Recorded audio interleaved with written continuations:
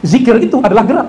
Gerak itu diterjemahkan dalam Al-Quran, yusabbihu lillah, bergerak yang di langit dan di bumi, lillah, untuk menyebut nama Allah. Bedanya apa manusia dengan pohon, bukit, ini semuanya Bapak yang pakai tubuh apa kerikil batu semua lagi zikir. Bedanya benda-benda ini berzikir disebut dengan zikir ijbar, sedangkan kita zikir ikhtiar. Mereka berzikir karena dipaksa oleh Allah Subhanahu wa taala, sedangkan manusia berzikir karena kesadarannya, ikhtiar, dia yang sadar. Ada orang bertanya, apakah dalil bertasawuf? Itu banyak pertanyaan. Itu sama dengan pertanyaan, apakah dalil berakidah? Apakah dalil berfikih?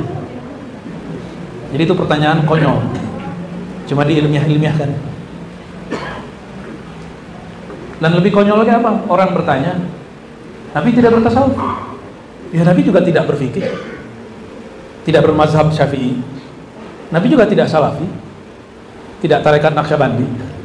Ya, Nabi nggak perlu tarekat mazhab, Nabi nggak perlu manhaj, karena langsung dibimbing oleh Allah Subhanahu wa taala.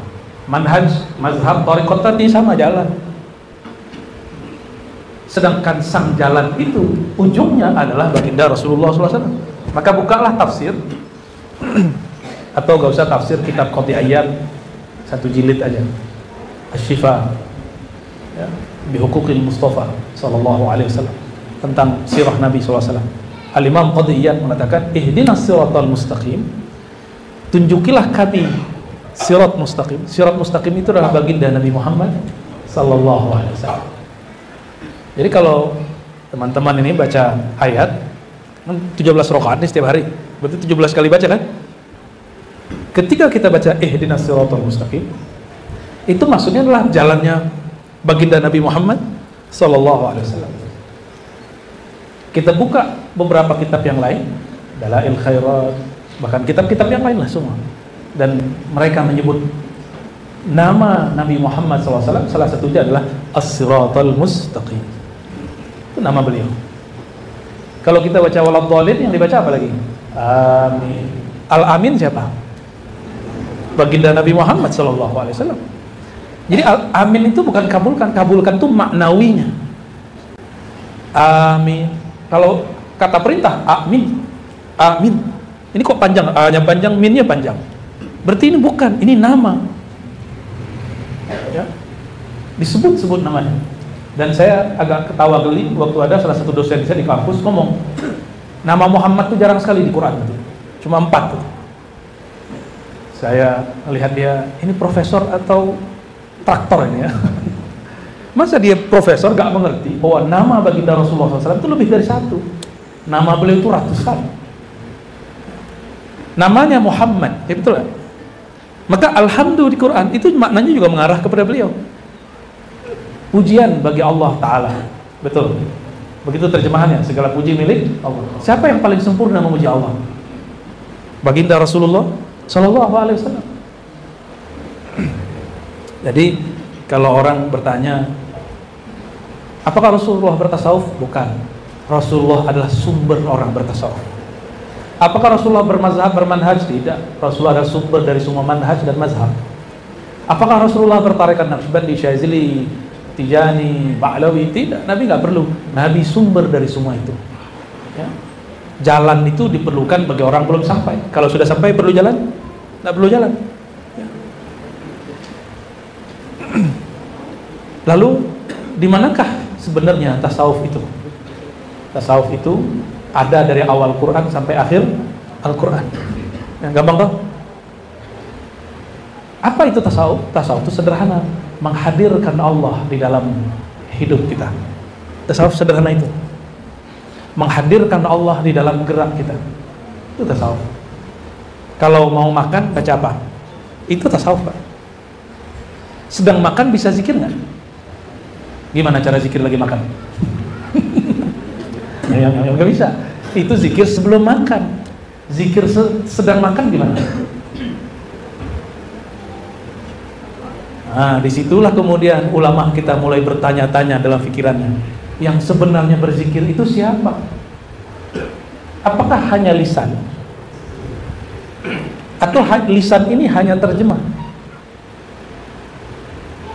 Dibukalah kitab, dibukalah Al-Quran, ketemulah surat Ar-Ra'd ayatnya. Barangkali para asatis di sini sudah banyak yang hafal.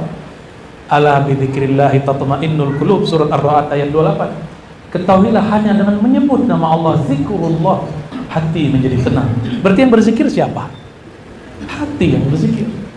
Idza dzukirallah wajilat qulubuhum. Jika disebut nama Allah, di mana menyebutnya? Di dalam hati.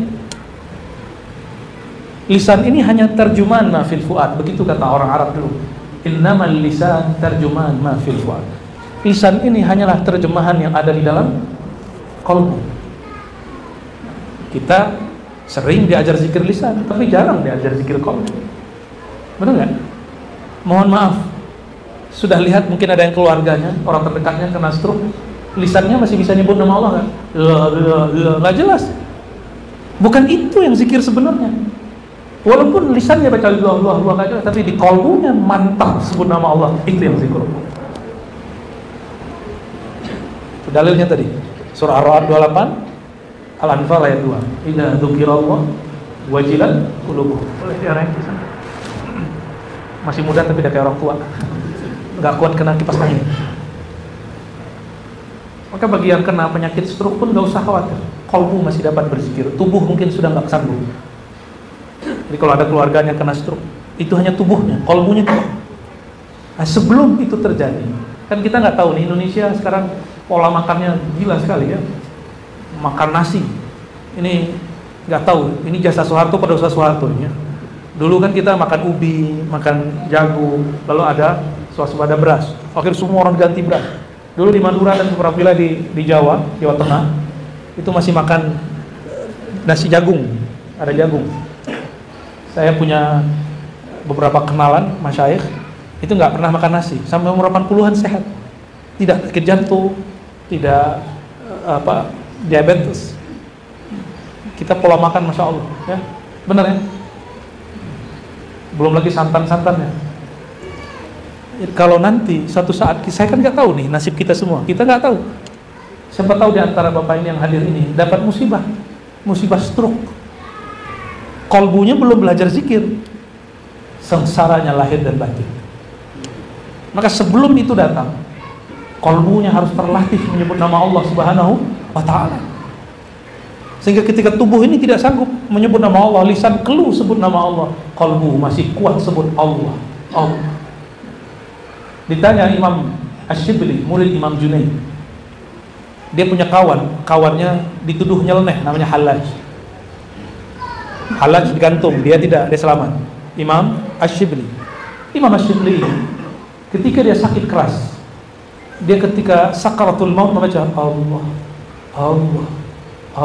itu yang dia baca. Apa kata muridnya? Ya Syekh, qul la ilaha illallah. Syekh, ente kan ajarkan kita kalau sakarat baca la ilaha, tapi ternyata beliau berubah.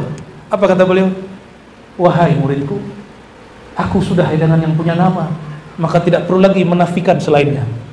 La ilaha meniadakan selain Allah. Sekarang dia sudah bersama Allah, masih perlu nggak meniadakan selain Allah? Nggak perlu. Maka muridnya diam. Beliau meninggal baca Allah. Jadi nafasnya naik, Allah turun, Allah. Dengan itu dia meninggal. Dengan itu dia wafat. Namanya Imam Abu Bakar Asy-Syibli. Bid'ah nggak? Enggak. Kenapa tidak bid'ah? La ilaha illallah itu ungkapan lisan, di qalbu Allah. Itu zikir qalbu. Apa dalilnya? Nah, dalil itu ditanyakan kepada amal. Apa amalan qalbu? Zikir menyebut nama Allah. Mana dalilnya? Dalilnya sederhana. Ayat pertama turun apa? Iqra. Lengkapi. Yang Iqra doang. Iqra nggak beres, nggak Islami, sekuler antum jadinya. Ya, orang hanya Iqra, cerdas intelektualnya, tapi kering spiritualnya. Kalau cuma Iqra, lanjutkan bacanya. Iqra bismi rabbikal ladzi khalaq. Coba dimaknakan. Iqra itu maknanya ada dua. Satu baca, yang kedua himpunlah lahir dan batinmu. Coba tanya ahli tafsir, ma mana qara'a? Qara'a bermakna jama'a. Qara'a artinya menghimpun. Apa yang dihimpun? Zahir dan batin. Iqra, himpunlah dirimu dengan nama Iqra dengan nama Rabbmu, Tuhanmu, penciptamu yang akram, yang maha pemurah. Siapa nama Tuhanmu? Benar. Siapa nama Tuhan kita siapa? Allah. Jadi ketika disebut himpunkan dirimu, lahir batinmu dalam nama Allah. Itulah zikirnya Nabi sallallahu alaihi wasallam. Jadi Nabi sallallahu alaihi wasallam wahyu pertamanya menghimpun nama Allah, sehingga belum membaca alam dalam nama Allah. Kalau sudah terhimpun nama Allah di dalam kalbu, barulah Allah memberikan ilham murni ke dalam kalbu. Kalau tidak, namanya halu. Jadi kenapa ada orang-orang lelaku spiritual halu? Karena dia belum ikrar, dia belum menghimpun lahir dan batinnya. Ya, mungkin baru lahirnya, baru batinnya, baru fikirannya, belum sampai ke dalam kalbunya. Selama ini ikrar cuma baca gitu ya, baca. Itu terjemah namanya. Ya. Kalau kita membaca tafsir, tidak usah pakai tafsir-tafsir aneh-aneh. Ini tafsir yang umum. Qara'a ay jama'ah. Itu para imam Zujjaj, Ibnu Katsir sebutkan itu beberapa kalam bahwa qara'a bermakna jama'ah, menghimpun. Ya. Surat kedua turun antara Al-Muddathir dan Al-Muzammil. Saya cenderung kepada Al-Muzammil, walaupun sebagian guru saya mengatakan Al-Muddathir. Al-Muzammil itu artinya yang berselimut. Kenapa saya katakan begitu? Karena dalam hadis Nabi Muhammad SAW disebutkan beliau setelah dapat wahyu pertama, ya, lalu kemudian sering kalau datang halnya itu, datang wahyu, beliau mengatakan zammiluni, zammala yuzammilu, zammiluni. Maka orangnya disebut muzammil, orang yang berselimut. Itu salah satu nama baginda Nabi Muhammad SAW. Jadi Al-Muzammil itu nama Nabi SAW. Maka orang-orang tertentu kalau baca surat Al-Muzammil, ya, dia baca kemudian sallallahu alaihi Muhammad. Ya. Kan perintah di situ, qumil laila illa qalila, bangunlah malam hari meskipun sedikit. Terus di ayat ke-8-nya. Nah, ayat 8-nya setelah qara'a baru zakara, setelah menghimpun baru zikir. Jadi ternyata lain menghimpun dengan menzikir. Wadhkur isma rabbika wa tabattal ilaihi tabtila. Ayat ke-8 itu. Nanti silakan dilihat di rumah ya. Surat Al-Muzammil ayat ke-8. Saya tidak pakai tafsir Isy'ari, enggak perlu. Tafsir Sufi enggak perlu. Cukup pakai tafsir yang ada. Ibnu Katsir, Tabari, Qurtubi, bacaan-bacaan kita itu. Ya. Fakhruddin Ar-Razi.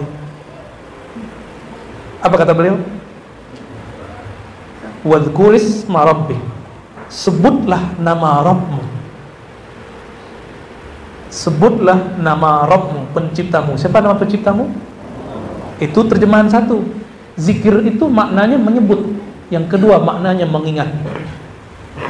Kalau sebut Allah, subhanallah itu nyebut. Ingat gak dia? Bisa ingat gak yang disebut namanya? Pasti lupa semua. Ya. Yang punya nama itu ingat gak? Jangan diingat pakai ini. Mengingat Allah pakai ini haram. Mengingat Allah tidak boleh pakai ini, stres nanti. Itulah muncul orang belajar zikir sesat. Karena ingat Allah pakai otak. Otak tidak sanggup. Otak mikirin keluarga jadi pusing. Konflik di tempat kerja jadi pusing. Apalagi kalau komplek itu biasanya kalau awal-awal tuh lumayan tuh ya. Sekarang gimana Pak? Udah aman Pak? Udah aman. Pasti awal-awal begitu kan? Sama ya. Tempat kita juga begitu. Ya. Ada yang lapor polisi juga. Ya. Itu sampai begitu ya. Biasa itu.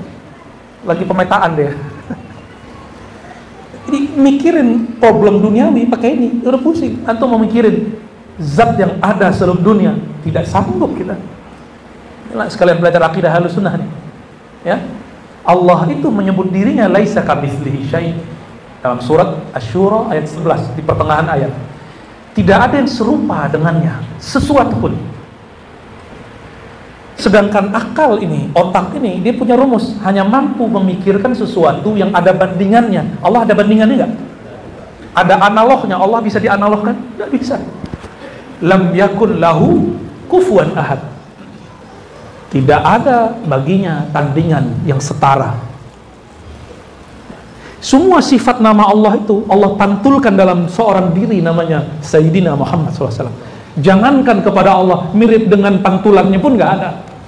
Pantulan itu bahasa Arabnya tajalli. Allah bertajalli. Itu baru kajian tasawufnya.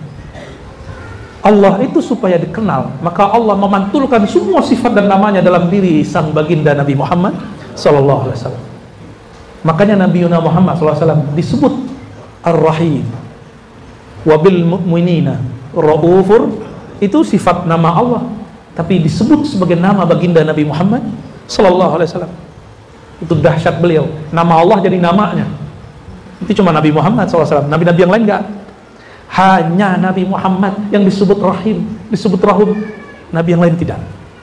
Nabi yang lain, yang paling tinggi Nabi Ibrahim, Nabi Nuh, Nabi Musa, Nabi Isa. Nabi Nuh disebut di Quran abdan syakura, hamba yang bersyukur. Tidak sampai rahimah. Kenapa? Dia masih mendoakan umatnya hancur binasa. Ini baru ngurusin masyarakat sedikit sudah main kutuk-kutuk kan kita. Maka kita ini belum layak disebut rahim. Rasulullah SAW dilempar, dilukai. Itu kan mirip seperti hari ini. Beliau itu lengkap, dibully secara verbal iya, disakiti secara zahir iya, disinggung batinnya iya. Lengkap Nabi. Maka antum yang ingin mengikuti jalan kenabian mesti mengalami dua itu. Minimal badannya sakit-sakitan karena dibully kan. Dibully di komplek aja bisa sakit loh kan. Ya. Dibully di grup RW RT aja bisa nggak muncul-muncul ke masjid sebulan. Bisa langsung sakit badannya. Allahumma sholli ala sayyidina. Gimana mau ngurus negara? Ngurus komplek aja nggak beres. Nyalek ya salam. Nggak ngaca ya, tapi karena jadi pemimpin itu sekarang gampang ya. Cukup dengan nyalek, tinggal nanti kayak judi kan. Ya untung-untungan. Kata si Fulan, ya bukan kata saya. Kalau saya nggak sepakat sih politik kayak judi, nggak sepakat. Tapi kata dia begitu. Oke. Jadi ayat yang dibaca wazkurisma rabbika ada makna lain selain menyebut, yaitu mengingat. Kita tidak sanggup mengingat Allah dengan akal, pikiran. Maka kata Imam Al-Qushairi, imam ini imam ahli hadis. Apa kata beliau? Namun ahli qalbu. Wazkur rabbaka idza nasita. Kalau ahli fikih baca ayat ini terjemahannya, jika engkau lalai tertidur, salatlah jika ingat atau terbangun. Ini terjemahan ahli fikih. Ahli fikih. Kan beda ahli, beda terjemahan. Boleh nggak? Boleh, karena terjemahan ayat lebih dari satu. Yang memonopoli makna ayat, nah itulah Tuhan-Tuhan kecil ya. Nabi aja tidak pernah monopoli makna ayat. Masa ada orang monopoli hanya penafsiran dia yang benar?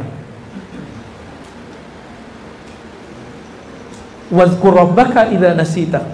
Ingatlah Allah jika engkau telah lupa selain Allah. Itu maknanya. Kapan engkau disebut dengan Allah? Jika engkau lupa kepada selain Allah. Nah, proses mencapai lupa kepada selain Allah itulah yang disebut thariqah. Jadi kenapa orang perlu berthariqah? Supaya dia lupa kepada jalan selain jalan Allah. Dengan apa? Tolong diingat tadi, zikir bukan dengan pikiran. Zikir dengan apa tadi? Berarti kolbunya melupakan selain Allah, pikirannya boleh. Maka sholat tidak batal kalaupun bapak-bapak ini kepikiran yang lain. Itu rahasianya. Nyambung nggak? Di kolbu hanya Allah, di pikiran ada selain Allah, tidak masalah. Ya, jadi bisa memisahkan ini. Ini bukan pembenaran tidak khusyuk lah ya. Ini menjelaskan kenapa sudah ngaji lama, sudah zikir macam-macam, kok pikiran masih kemana-mana? Karena memang beda. Ini maunya ke bumi, ke dunia, sedang ini maunya ke langit. Tarik menarik dia.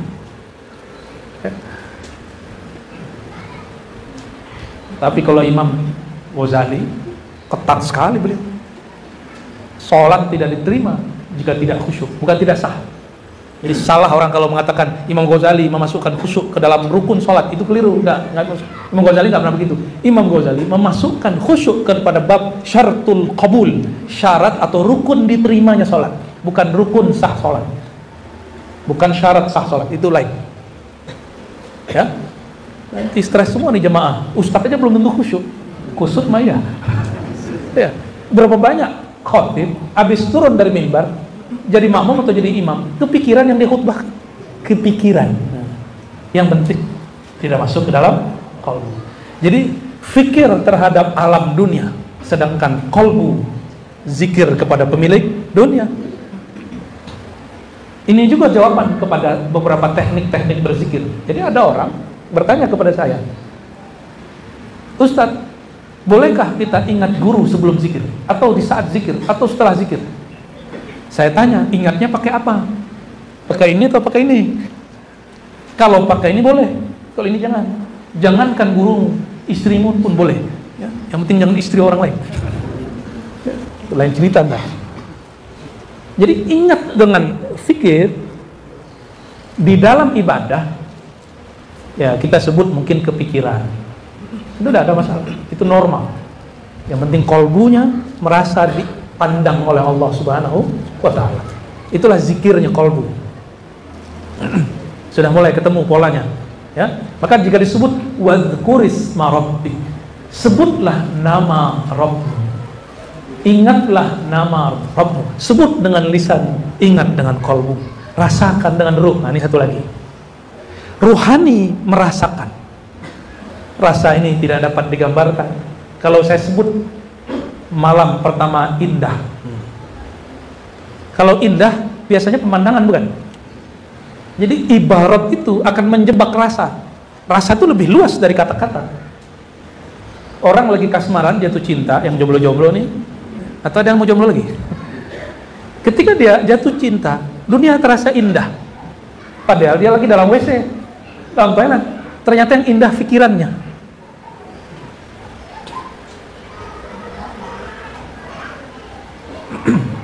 Maka zikir ini ada 3 tingkatannya. Ayat tadi, zikir menyebut dengan lisan, munafik juga bisa. Handphone lebih dahsyat. YouTube kita itu puterlah, ada zikir subhanallah wa bihamdi surah azim 1 jam non-stop. Ada nggak? Ya, zikir lafaz Allah Allah Allah 1 jam non-stop, nggak capek dia.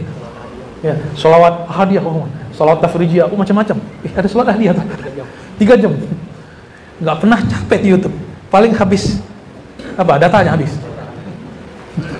Itulah bedanya. Data bisa habis kalau handphone. Tapi kalau handphone nyambung dengan wifi habis nggak dia? Tinggal wifi-nya setor ya. Bayar tiap bulan. Bener? Paham? Ini cuma ilustrasi. Kalau smart kolbu ini sama dengan smartphone, bisa kehabisan data dia. Paham nggak maksudnya? Kehabisan kondisi. Maka kita butuh bergabung, bergaul, berkelompok dengan orang-orang sesama ahli zikir. Disebut majelis zikir. Inilah kalam baginda Rasulullah SAW. Idza marartum bi riyadil jannah. Jika engkau melewati tempat-tempat wifi kolbu bernama Riyadul Jannah, taman-taman surgawi, fartau, maka isilah pulsa kolbu, isilah kekuatan kolbu. Itu yang disebut fartau, petiklah. Jangan cuma nonton doang. Ini sudah hadir malam ini. Ini kok orang nangis sih? Melihat kita, kok nangis? Lo depan kok nangis? Kapan dia mikir? Kapan dia zikir? Akhirnya hanya memikirkan orang. Boleh kalau zikir sampingnya lebih bid'ah. Ya. Jadi sibuk memikirkan orang. Inilah hijabnya kolbu. Jadi kalau ada orang bertanya, apa yang membuat kolbu kita tidak mampu menikmati zikrullah? Karena banyak pikiran kepada selain yang dizikirkan. Ayatnya menyebutkan wa kunu ma'as shadiqin, bersamalah engkau dengan orang-orang yang shadiq. Shadiq itu kolbunya membaca, lisannya mengikuti. Tapi orang awam dibalik, lisannya dulu baca, baru dihantarkan ke dalam kolbu. Itu namanya talqin zikir. Dibimbing dari lisan masuk ke dalam kolbu. Apa namanya? Jadi talqin itu bukan baca la ilaha illallah, bukan begitu. Itu namanya mendikte orang. Talqin itu ada keinginan dari orang itu, ada ketulusan dari guru, dibimbinglah dia, disuapkan nama Allah ke dalam kolbunya satu-satu. Selevel sahabat Nabi, Ubadah ibn Samit, Ali bin Abi Thalib, Abu Bakar Siddiq, itu sahabat-sahabat masih ditalkin Nabi Muhammad SAW. Kok ada orang ngomong hari ini nggak usah talkin, zikir aja. Dia baru lahir di dunia ditalkin dengan azan, itu talkin itu Pak. Saya kemudian ketemulah jawabannya. Kenapa ada orang dimasukkan kubur diazankan? Ternyata itu bagian dari talqin. Karena tidak ada azan kan? Nggak ada kan contohnya azan di kubur kan nggak ada. Nah itu tuh cara ulama untuk talqin. Karena kita baru lahir ditalqin pakai azan. Coba perhatikan Pak, anak-anak kita itu. Pas baca Allahu Akbar harus nangis. Baca asyhadu alla ilaha illallah, mulai suaranya mengecil. Disebut nama baginda Rasulullah, asyhadu anna Muhammadar Rasul, biasanya diam dia. Coba cek, saya udah punya anak 3. Dan saya menyaksikan itu. Lupa ya, jangan-jangan anaknya lahir lagi di luar kota ya. Sibuk bener. Alhamdulillah Allah izinkan saya menemani ya, istri saya melahirkan terus. Kalau kita kan nggak melahirkan Pak. Kita asbab aja ya. Enak aja. Kenapa dibacakan azan? Ternyata sang jabang bayi dulu janin di dalam rahim ibunya, itu rahim. Rasulullah itu rahim, sedangkan perempuan rahim, ya-nya hilang. Karena ya-nya itu sudah ada pada diri ibunya. Ya itu adalah sir kasih sayang yang ada dalam diri seorang hamba. Makanya rahim, sangat penyayang, begitu artinya. Ya, sangat penyayang. Nah, kita ini kan lahir dari rahim ibu. Nggak disebut kok. Kalau kita kan menyebutnya apa? Alat, mungkin disebut, ada nama ilmiahnya nggak tuh rahim itu? Apa nama ilmiah? Kutanus. Oh, kutarus. Aduh, ribet amat ya. Sekolah lagi nih kayaknya. Kuterus, aduh. Bukan bahasa kita ya. Udah pakai bahasa Quran aja kan, rahim. Di Quran juga disebut qarar makin. Qarar, tempat tinggal yang makin. Jadi nggak usah khawatir. Ini anak yang di dalam itu nggak akan sumbing kalau orang tua jatuh. Kalau ada anak yang kemudian cacat lahirnya, mungkin ibunya salah minum obat-obat kimiawi ketika dia masih hamil. Ya, maka coba kalau baca obat, minum obat, lihat di situ ada pantangan. Kontraindikasi. Karena Allah menciptakan anak itu pasti ahsani taqwim. Pasti itu. Mungkin ada riwayat dia makan, memasukkan sesuatu dari luarnya masuk ke dalam tubuhnya. Itu qararin makin. Nggak akan bisa diganggu apa-apa. Katanya makan durian nggak boleh, yang penting nggak berlebihan. Orang sehat yang makan durian nggak boleh berlebihan. Itu modus saja suaminya biar istrinya nggak makan durian. Makan sendiri dia. Itu qarar, disebut qarar makin. Di dalam kokohnya ada kelembutannya. Nah, itulah maksud seorang ibu. Ibu itu kan seperti itu. Nah, ini kan semua, ini lahir dari batu Pak, dari ibu nih. Semua dari rahim ibu. Maka kita ini produk kasih sayang semua. Kok sekarang beragama jadi sangar? Kok baru paham agama sedikit jadi sangar? Itu gimana ceritanya tuh? Mungkin dia lahir dari pohon betung kali ya. Dari bambu kali itu. Allahumma sholli ala sayyidina Muhammad. Si janin itu jika dia berhenti berzikir, mati. Secara kedokteran lain mungkin pembahasannya. Apa bukti si janin berzikir? Dia berdenyut. Itulah zikir dia. Jantungnya berdenyut, otaknya itu bergerak semua, dan mereka terintegrasi. Zikirnya jamnya sudah gabung. Kapan dia gabung? Di saat ruh ditiup. Jadi kita semua pernah berzikir sepanjang kita dalam perut ibu, 9 bulan minimal. Jadi kita sudah pernah berkhalwat dalam perut ibu kita ya. Dan sendiri, nggak sama yang lain kecuali yang kembar, tetap aja sendiri dia. Dan dalam ilmu tasawuf ada namanya ilmu huruf. Alam semesta ini sebenarnya huruf. Jika dirangkai jadi kata, ya, Bapak ngangguk-ngangguk itu huruf. Huruf paham namanya. Iya. Ada yang lagi geleng-geleng kan? La. Itu huruf semua itu. Itu huruf. Ini bukan halu. Bahkan dalam ilmu filsafat modern ada namanya hermeneutik. Hermeneutik itu bukan ilmu yang perlu kita ikuti, tapi saya sekedar sharing aja. Bahwa ada namanya kata-kata tapi tidak berhuruf.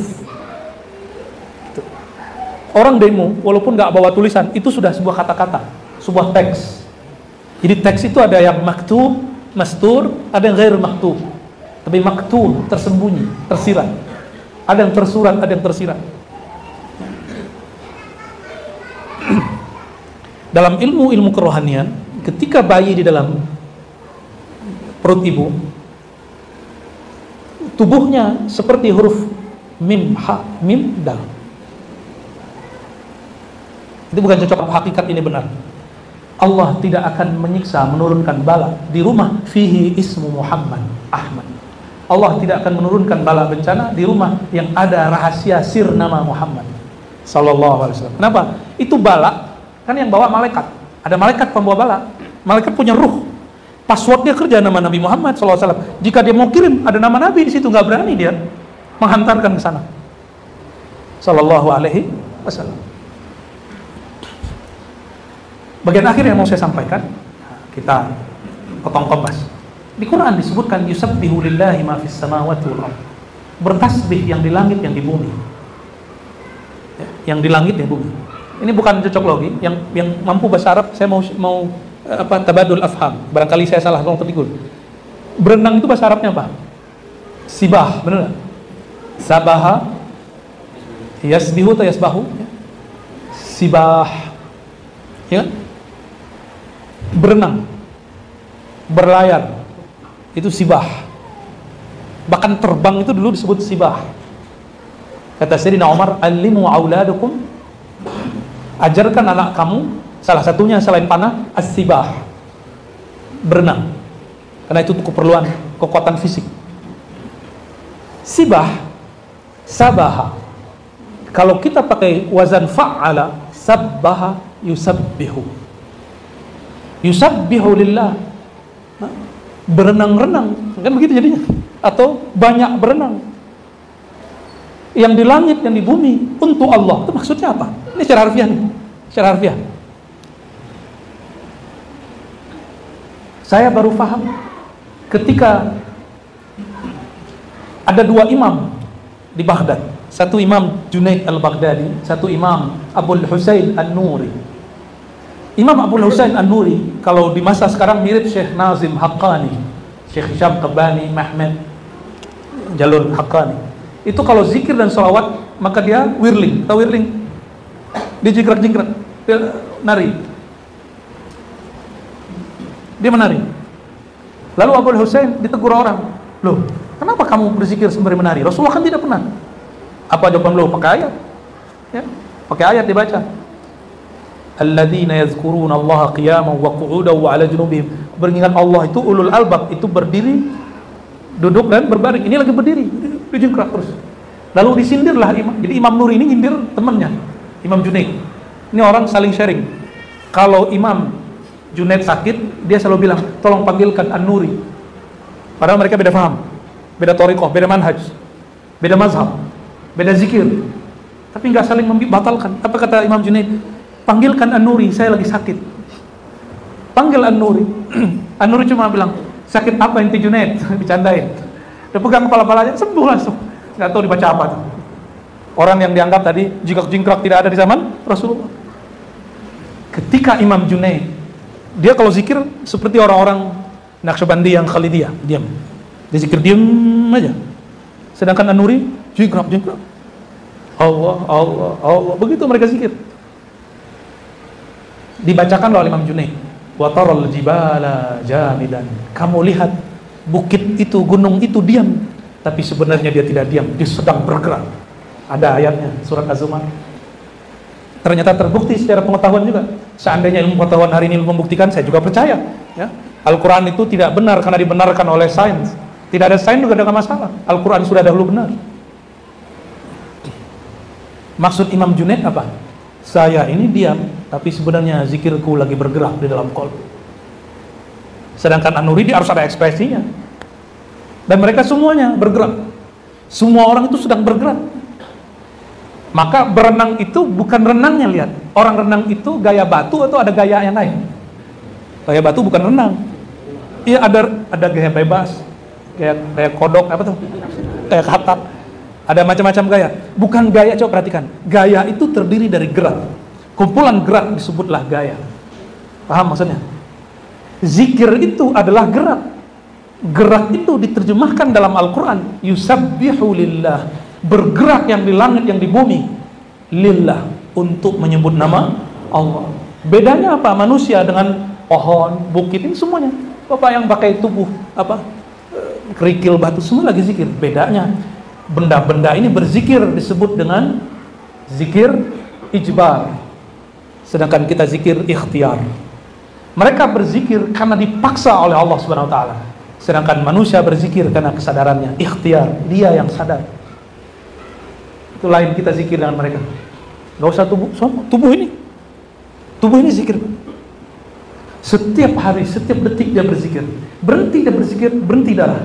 Jantung berhenti. Maka zikirnya jantung berdetak. Punya ini. Tuh. Zikirnya paru, nafas naik turun. Makanya ada zikir paru ini kalau ditulis jadi itu bunyinya nafas. Jangan baca bunyinya nafas. Itu bunyinya. Zikirnya kepala ada sujud. Itu lagi zikir semua. Nah, Bapak Ibu yang bukan Allah, jadi berzikirlah pada tempatnya, jangan salah jalan. Dan itu tidak mungkin kalau tidak dibimbing oleh guru yang juga pernah dapat bimbingan dan pewaris-pewaris Rasulullah SAW. Ya, segeralah cari guru, segeralah berlatih zikir, karena kita sudah lama berlatih untuk cari dunia, tapi belum ada yang berlatih mencari pemilik dunia, Allah Subhanahu wa Ta'ala. Ya, barangkali itu yang dapat kami sampaikan. Semoga bermanfaat. Allahumma shalli ala